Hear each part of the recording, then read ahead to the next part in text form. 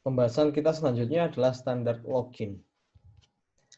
Nah, standar login ini kasusnya seperti ini. Misalkan dalam satu perusahaan, kredit hanya memiliki satu server tunggal, yaitu hanya satu PC yang terinstall SQL Server. Sedangkan yang akan mengakses server tersebut ada 3, yaitu direktur, manajer, dan staff marketing. Bagaimana membuat standar login untuk ketiganya? Nah, kalau kasusnya seperti ini, kita punya satu komputer server, kita punya database server juga yang terinstall di komputer tersebut. Namun yang bisa mengakses database tersebut ya itu ada 3 hak akses ya, direktur, manajer, dan staff marketing. Dari sini kita bisa membedakan dan memberikan hak akses yang berbeda-beda dari direktur, manajer, dan staff marketing. Itu yang akan kita lihat, yang akan kita bahas hari ini. Oke, yang pertama ya ini kita langsung lihat saja di SQL servernya. Oke, yang akan kita lakukan, kita akan membuat 3 user baru ya di SQL Server kita. Jadi di bagian security, logins, ya ini diklik kanan saja, pilih new login. Nah, di sini kita bisa membuat login baru ya, atau user baru yang mengakses database SQL Server kita. Ini misalnya saya berikan nama direktur yang pertama. Direktur, terus passwordnya anggap saja 123, confirm passwordnya 123, dan default database-nya ini kita pilih yang kredit ya. Oh ya, jangan lupa kalian semua download dulu ya database kredit ini ya. Database kredit ini bisa kalian download di ULS, setelah itu kalian ekspor ya di database SQL Server kalian. Oke, setelah itu nanti kita pilih ya, kalian bikin satu login baru dengan nama direktur, passwordnya diisi terserah saja, terus default database-nya kita pilih yang kredit. Oke, kita klik OK. Oke, dari sini kita sudah punya satu ya user baru yaitu direktur. Nah, kita bikin lagi ya, new login.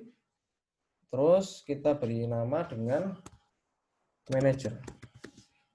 Oke, kita pilih yang SQL Server Authentication juga. Kita kasih password sama saja 123. Default database-nya juga kita pilih yang kredit.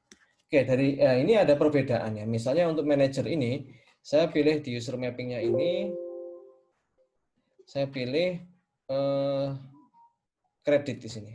Oke, user mapping-nya saya pilih yang kredit. Oke, nanti pembahasannya akan kita bahas di slide berikutnya.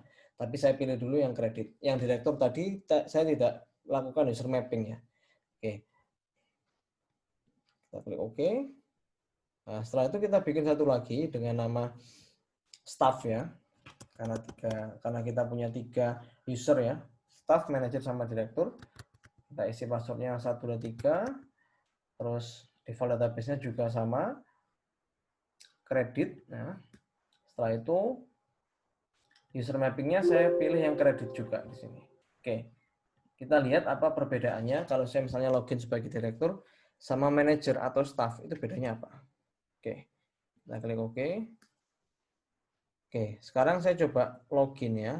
Yang pertama saya coba dengan direktur ya. Terus saya pilih passwordnya ini saya ketikkan 123. Saya klik connect. Nah, ini disuruh mengganti passwordnya ya. Ini memang default kalau kita bikin user yang baru ya dengan password yang diberikan oleh administrator ya atau super admin ya. Itu nanti kita harus ubah dulu ya passwordnya. Ya, ini sama saja passwordnya. Oke. Oke, ternyata nggak bisa. Ya.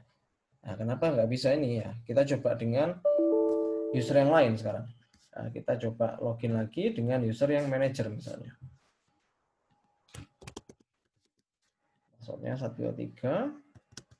Nah, setelah itu disuruh memperbarui password.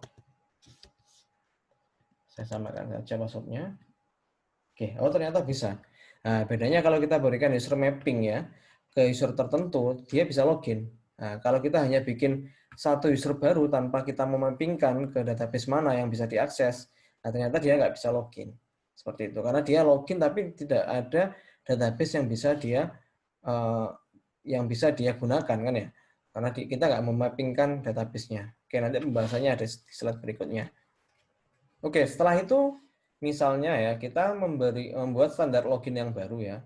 Nah, ini misalnya pada Object Explorer ya, bagian manager atau staff marketing coba untuk perluas database selain kredit. Nah, misal perluas employee, apa yang terjadi?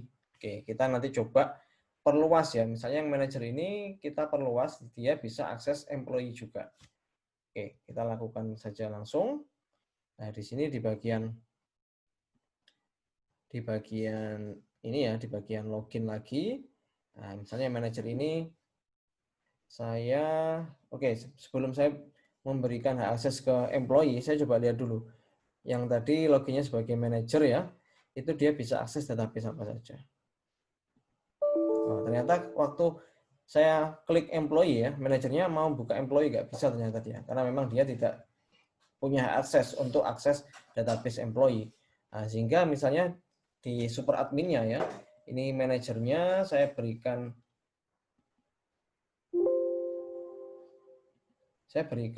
akses juga untuk employee, misalnya seperti ini. Apakah bisa atau enggak? Kita lihat.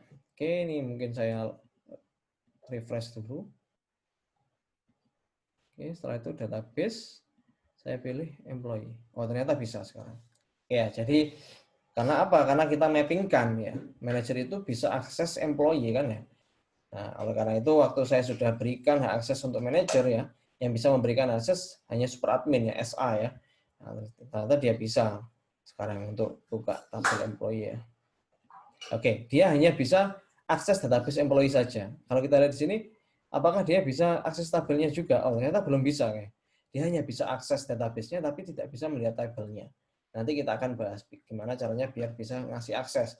Agar manajer itu bisa lihat tabel-tabel yang ada di database yang sudah dimappingkan ke dia setelah ini.